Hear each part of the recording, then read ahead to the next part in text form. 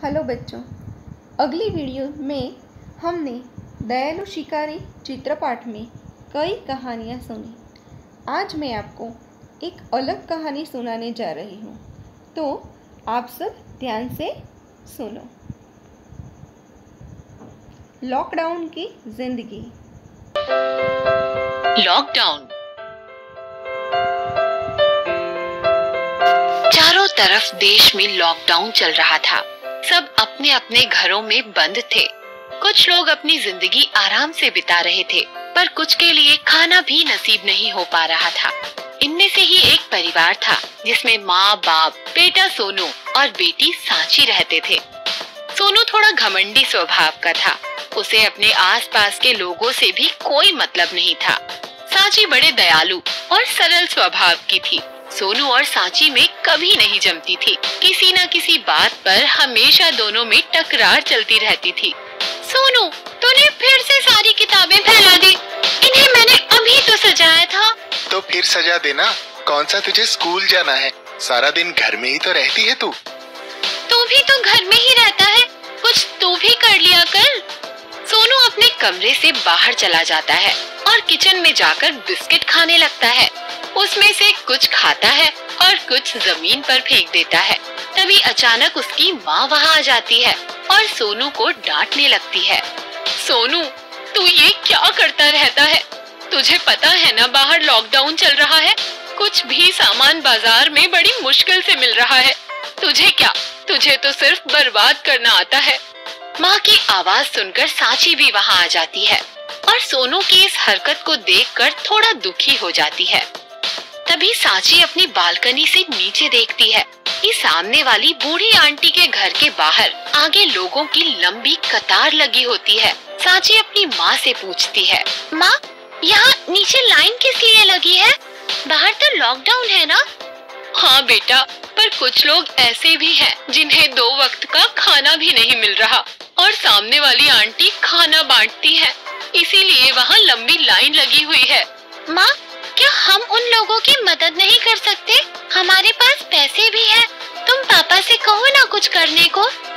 ये बात सोनू कोने में खड़ा सुन रहा था। तू पागल हो गई है क्या? हम अपने पैसे की कोई भी चीज उन्हें क्यों दें? तभी फोन की घंटी बजती है और सोनू की माँ फोन उठाती है। आप कहाँ हैं? कब आएंगे? मैं नहीं आ पाऊंगा उमा। इस समय मैं हैदराबाद में हूँ और लॉकडाउन की वजह से मैं नहीं आ पा रहा। तुम सब अपना ख्याल रखना। सांची की माँ बहुत उदास होकर सोचने लगती है।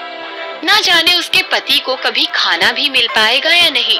होटल भी बंद है, रेल, बस सभी कुछ तो बंद है। इधर सोनू की मस्ती दिन ब दिन बढ़ती जा रही है। वो हमेशा माँ को परेशान करता रहता है। कभी ये बना दो, कभी वो बना दो। आज ये नहीं खाऊंगा, ये मुझे अच्छा नहीं लगता। इससे उसकी माँ बहुत परेशान हो जाती है। धीरे धीरे 1 हफ्ता बीत जाता है। सोनू के पापा घर नहीं आए हैं। सांची और उसकी माँ हमेशा पापा के लिए परेशान रहते हैं। क्या होगा, कैसे होगा, क्या कर रहे होंगे? उधर सोनू के पापा जब भी फोन करते अपनी परेशानियों के बारे में कभी नहीं बताते, क्योंकि खामखा माँ परेशान होगी। एक दिन की बात है, सोनू सारा खाना ये कहकर छोड़ देता है कि उसे खाना बिल्कुल भी अच्छा नहीं लगा। माँ, तुम्हें क्या हो गया है? तुम आजकल अच्छा खाना क्यों नहीं बनाती हो? ये भी कोई खाना है? मैं नहीं खाऊंगा, इसे ले जाओ यहाँ से। सोनू, क्या तरीका है ये माँ से बात करने का? वहाँ लोगों को खाना भी नसीब नहीं हो रहा। पापा भी अभी तक घर नहीं आए। कहाँ से आएगा खाना? अगर तुम खाना यूं ही वेस्ट करते रहे तो हमें भी सामने वाली आंटी के दरवाजे पर लाइन लगाकर खड़ा होना पड़ेगा। जा ना यहाँ से, क्यों दिमाग खा रही है? जा अपना काम कर। तभी मोबाइल पर पापा का वीडियो कॉल आता है। वीडियो कॉल से, बच्चे कैसे हैं? ठीक है, आप कैसे हो? कुछ खाया या नहीं? आप बहुत परेशान लग रहे हो। हाँ उमा, मैं थोड़ा परेशान हूँ, क्योंकि खाना लेने के लिए रोज लाइन में खड़ा होता हूँ, तब जाकर खाना मिलता है। पापा मम्मी से बात कर रहे थे तो पास ही बैठा सोनू सब सुन रहा था। अचानक सोनू पास आता है और मम्मी से मोबाइल लेकर पापा से बात करने लगता है। पापा, आपने अभी क्या बोला? आपको खाने के लिए लाइन में खड़ा होना पड़ता है? बात करते करते सोनू की आंखों में आंसू आ जाते हैं और वो माँ को मोबाइल देकर अपने कमरे में चला जाता है। ये देखकर सांची सोनू के कमरे में जाती है और पूछती है, सोनू क्या हुआ, तेरी आंखों में आंसू? हाँ सांची, मैंने कभी नहीं सोचा कि खाने के लिए हमारे पापा को लाइन में खड़ा होना पड़ेगा। सोनू ये बात कहकर रोने लगता है।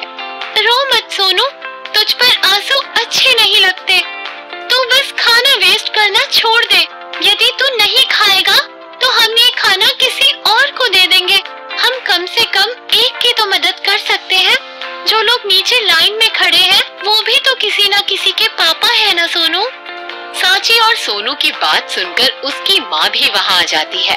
सोनू माँ से कहता है, माँ मुझे माफ कर दो, अब मैं कभी भी खाने की कोई चीज वेस्ट नहीं करूँगा।